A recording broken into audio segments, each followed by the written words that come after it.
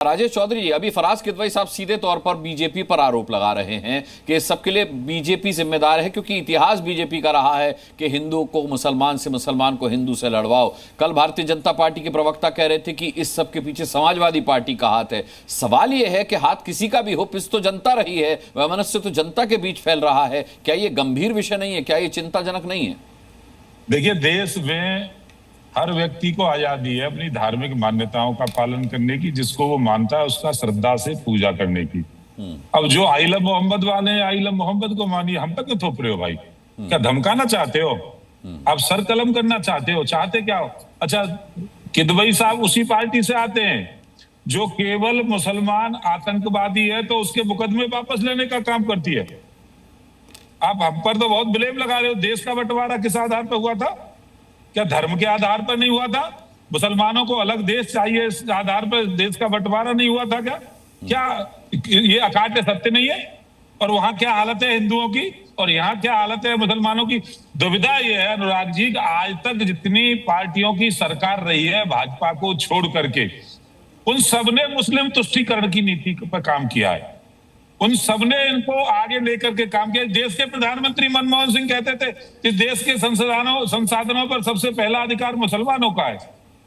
हिंदू कहां जाएगा भाई?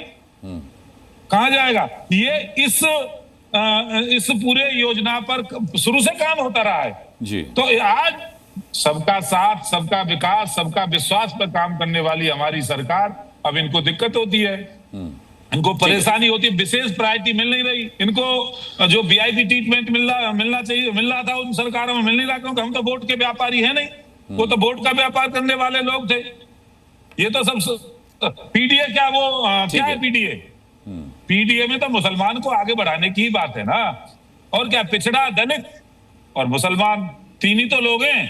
अरे हम तो कहते हैं ऐसा पीडीए बनाते हैं ना जिसमें सर्वधर्म होता, सब लोग होते, सब जातियों के लोग होते, सब धर्मों की बात कर रहे हैं, लेकिन आई लव मोहम्मद से आपको परहेज है। नहीं, चलिए राजेश चौधरी जी, एकदम परहेज है। अरे मेरे पास तो बहुत सारे भगवान हैं, 33 कोटि है ना साहब, उनको पूजूंगा। मुझे किसी के यहाँ जाने की क्या नहीं, लेकिन आपकी सरकार जो है वो तो आई लव मोहम्मद वालों के विकास के लिए भी काम करती है ना। आई लव मोहम्मद वालों के विकास के लिए भी काम करती है ना सर। सरकार तो सबका साथ, सबका विकास, सबका विश्वास पर काम करती है, पर आप अपनी धार्मिक भावनाएं दूसरे पर थोप कैसे सकते हो साहब?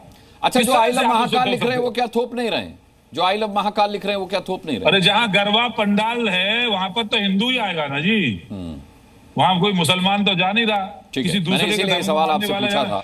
किसी दूसरे के घर पे तो ना जाके लगा दिया बैनर जो करना चाहते हैं। हमने जो रिपोर्ट दिखाई उसमें भी एक सज्जन ये कह रहे थे कि भाई हम आई लव महाकाल लिख रहे हैं तो अपने दुर्गा पंडालों में लिख रहे हैं, अपने मंदिरों में लिख रहे हैं, सम्मानजनक जगह पर लिख रहे हैं, सड़क पर नहीं लिख रहे। जैसे आई लव मोहम्मद का पोस्टर सड़क पर लगा दिया गया। अब विवाद सारा यही है कि वो पोस्टर से किसी को आपत्ति नहीं है, ना आई लव मोहम्मद से आपत्ति है। आपत्ति इस बात से है कि पोस्टर गलत जगह पर लगाए गए और दूसरे मजहब के पोस्टर फाड़े गए। सवाल यह है कि ये विवाद यहां से शुरू हुआ, थमेगा कहां जाकर? नहीं, देखिए, ये विवाद तो कुछ लोगों ने शुरू किया होगा, लेकिन कहां कहां पर पोस्टर लगेंगे सरकार चिन्हित कर दे कि यहाँ पोस्टर लगेंगे, यहाँ पर नहीं लगेंगे। तो जहां नहीं लगेंगे वहां कौन लगाएगा? किसकी हिम्मत है? अभी फराज किदवई ने जय श्री राम कहा। जय श्री राम नारा भारतीय जनता पार्टी का है। मैं बोलता हूं असली नारा जय सिया राम। सीता जी को मैं नहीं छोड़ सकता हूं। जय सिया राम होता है। फराज किदवई ने भारतीय जनता पार्टी का नारा लगाया। अब ये बताओ कहां जा रहे हैं ये, किस बात पे जा रहे हैं ये? और मैं कहता हूं कि महाकाल हो, भगवान कृष्ण हो, भगवान राम हो, आप 33 करोड़ देवी देवताओं की बात कर रहे हैं, तो ये बताइए ना कि वहां अमेरिका में कौन लोग आ गए हैं? अमेरिका में किसको लोग मानते हैं? ऑस्ट्रेलिया में किसको लोग मानते हैं?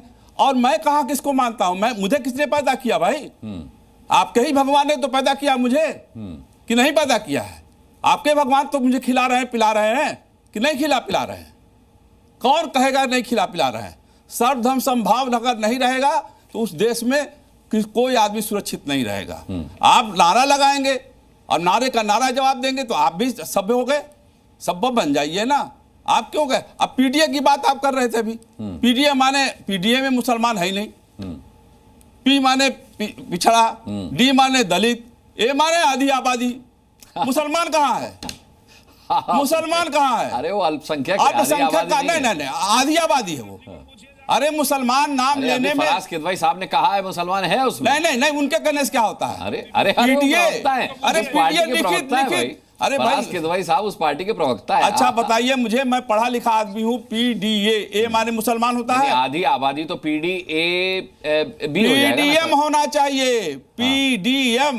अगर मुसलमान करना चाहते हो सर आधी आबादी तो पीडीए हो जाएगा, वो पीडीए है खाली। हाँ पीडीए खाली है, तो इसलिए पीडीएम होना चाहिए। अगर मुसलमान का नाम लेना पसंद नहीं करते हैं समाजवादी पार्टी के लोग, अच्छा कोई मुसलमान का नाम लेना पसंद नहीं करता है, और जब मुसलमान का नाम लेना पसंद नहीं करता पीडीए बना। आप कैसी बातें कर रहे हैं? अभी आजम खान साहब रिहा हुए और अखिलेश यादव ने कहा हमारी सरकार आएगी तो सारे झूठे मुकदमे वापस होंगे उनके। आप कह रहे हैं कि सरकार जब आएगी तब न झूठे मुकदमे वापस चलेंगे।